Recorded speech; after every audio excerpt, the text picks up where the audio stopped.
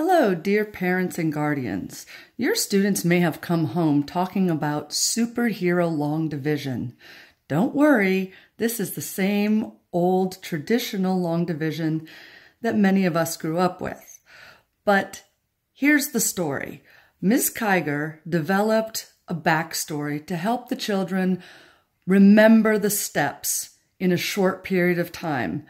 As you may know, we have to cover topics very quickly. We don't have a long time. So this is one way. Here goes. The 2 is the superhero. This is a building. There are 2 villains inside the building. The superhero is going to look through the window, this is the window, and see the first villain. Now, the superhero actually sees 2 villains, but he always sees the first villain first. Now, if that first villain is too small, the superhero will take both villains on at the same time because the superhero is not a bully. So this first number has to be at least as big as the superhero. The superhero is 2. So he looks in, sees 7. Yep, 7 is definitely at least as big as 2. So we find out how many times the superhero can stomp on the villain. We go up to our multiplication chart. We go up to the 2 row, and we go as high as we can go without going over the number of the villain. Here we go. 2 can stomp 1 time, can stomp twice, can stomp 3 times. That would put us at 6. Now, if he stomped 4 times, that would be 8. 8 is larger than the supervillain. Sorry, the villain. So he can't stomp 4 times. The villain doesn't even have that to give. So 2 can stomp once, twice, 3 times. You always stomp on. So you're always on top. We figured out that he can stomp 3 times. So we put a 3 on top. You stomp on top. Now, we're going to write D up here for divide. That's what we just did, is we did division. You know that as divide. The next thing we're going to do is multiply back. You're going to multiply. He stomped 3 times, multiply back. 3, and here, when I'm first teaching, I draw a little arrow.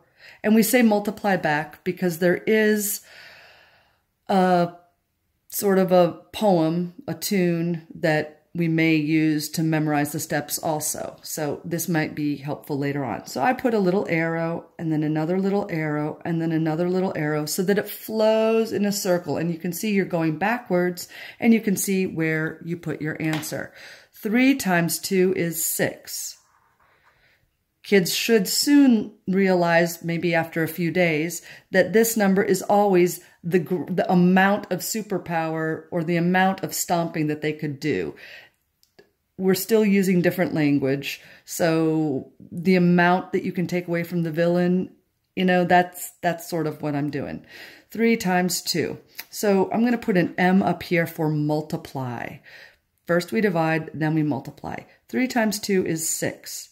Now we subtract and see how much of the villain we have left, how much of his life force or his attack points. You know, there are different words that are in play right now that we're trying out. All right, we're left with 1. Aha! So the first villain has 1 left. Well, now up here we put an S for subtract. Divide, multiply, then subtract. Then, okay, he's taking care of that first guy as much as he can. There's still a little villain left. Well, we bring down the second villain. Here we go. Bring down. And we want the students to practice with the arrow bringing down. They'll never have to do this after they master it, but mastery is going to be a while. We draw a second level. We've gone down to the second level. Our superhero gets ready to attack again. Put him outside the second level. They're maybe in the basement, maybe in the lower floor. He looks at the 14. How many times can he stomp on the 14? We go to the multiplication chart. 2. Let's go all the way up to 14 or below it without going over. 1, 2, 3, 4, 5, 6, 7 times. If we went 8 times, that would be too high. We can't go higher than 14. So that was 7. 2 times 7. We stomp on top. Stomp on top. So we could stomp him 7 times on top.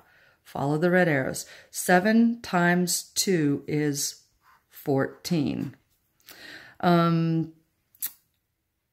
I need to bring down over here for the arrow, bring down. Eventually, DMSB is just going to be the mnemonic that the kids will have, and they won't need to go through everything, but they might use just this mnemonic. So once it's written on their paper, there it is. Okay. We multiplied back. Now we're going to subtract for S. And 4 minus 4 is 0. 1 minus 1 is 0. Aha. There is nothing left of the villains. They are fully done for. What is our answer? This is our answer. 37. Now, of course, we're going to turn this into real-world application language.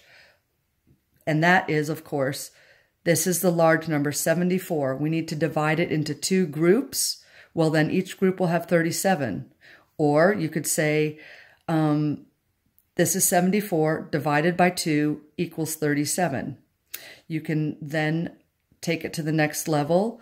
These are 2 factors of a product 74 because division and multiplication are related, just like subtraction and addition. 37 times 2 will equal 74. There's your first superhero lesson of the day. We'll continue with another type of problem in a moment.